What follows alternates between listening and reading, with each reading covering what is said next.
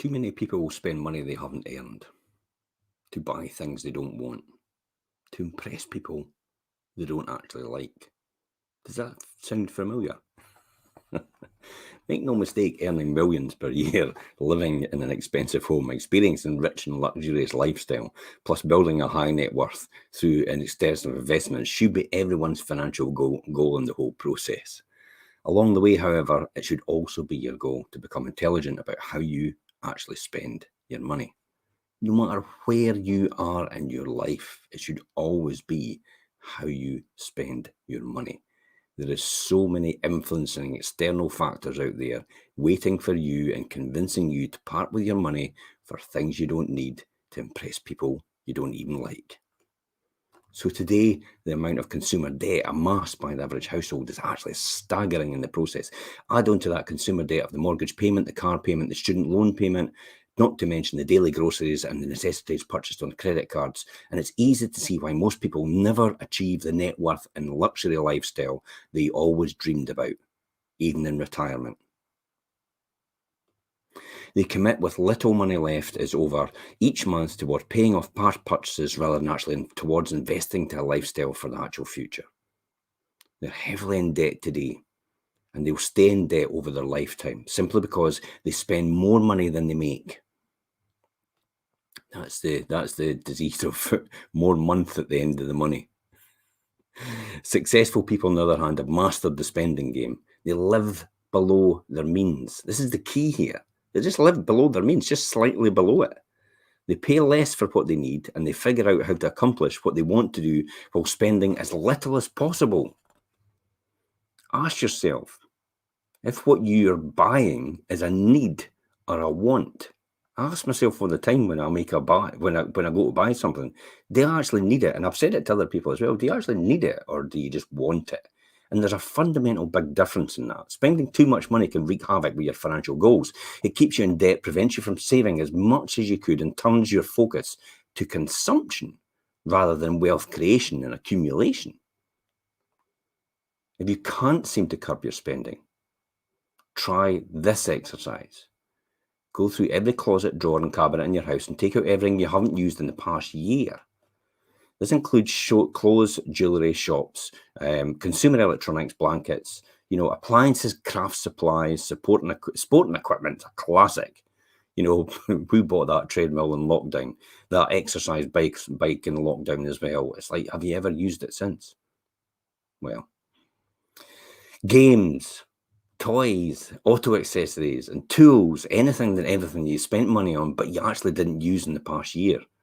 Gather it all together in one place, such as a living room or family room or a garage, and then add up all the price you paid for every item. You're going to be sick at the end of this. I've encountered people who have expensive clothes with tags still attached to them, shopping bags containing housewares that have never actually been unboxed, and expensive tools and equipment are literally used once or perhaps even 3 or 4 years ago. I've even got a camera that I paid an absolute fortune for. I've never actually used.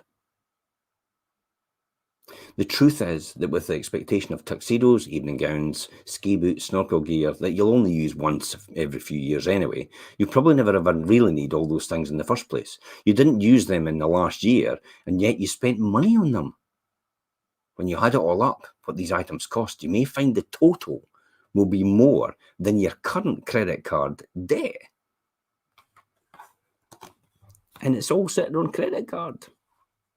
So start paying cash for virtually everything you buy. One way to curb this spending is to pay cash for everything. Cash is more immediate. It makes you think about what you're buying. You'll probably find yourself spending a lot less as a result. And if you'd use your credit cards, every potential purchase will be considered more carefully, and necessity and incidentals will become less necessary, and large purchases will probably be put off, forcing you to think about how you can do and make do without them. Another way to master the spending game is to live a lifestyle that you want and yet pay for the whole lot a lot less for it.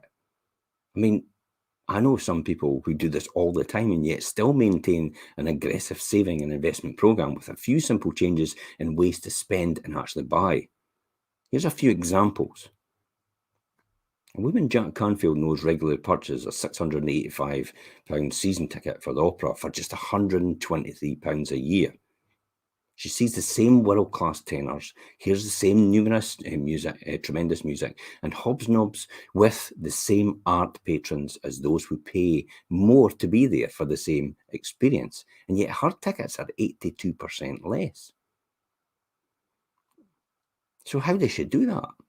Well, when the mailing list comes through for the season, the subscribers arrive in March. She selects the opera she wants to see, disregards those she doesn't like, and sends in her payment with instructions for her design her own series, simply assuming the order will be accepted, which of course it is. Laws of attraction. Because she's perfectly happy to sit in the balcony, she gets an entire season worth of champagne experiences for less than the cost of a month's worth of gas in the car or petrol. Another friend is a collector of vintage cars, not just any cars, but Cadillacs, convertibles. He buys them in January, and when no one else would think of purchasing a convertible, saves literally tens of thousands of dollars off the cost of his purchases. As a result of this strategy and other savvy ideas, he can afford to own his own several rental properties and put positive cash flow they're producing into saving for himself. Another woman Jack Canfield knows likes to wear expensive designer fashions and feels morally bound to purchase them at the consignment store, where she selects off the rack and racks of virtually new or never been worn cast off, paying pennies on the dollar and looking like a movie star in the process. Other people barter for goods and services, ask for discounts even when they're not offered. Don't be afraid to do that. People are there to do business. Maybe there's a price tag on it, but essentially, if you barter, you could potentially get money off it, or you could get something else thrown in on top of it. Ask for how they can buy it cheaper than an item. Call 4 or 5 vendors and take bids for the same identical item. Shop in ultra-budget stores and things that don't matter, so they can spend more on the ones that do matter. In short, they routinely squeeze every single dime out of the cost of living an extravagant lifestyle that they actually want. To these people, we are all aggressive savers. Living this kind of lifestyle on as little money as possible has become a game for them.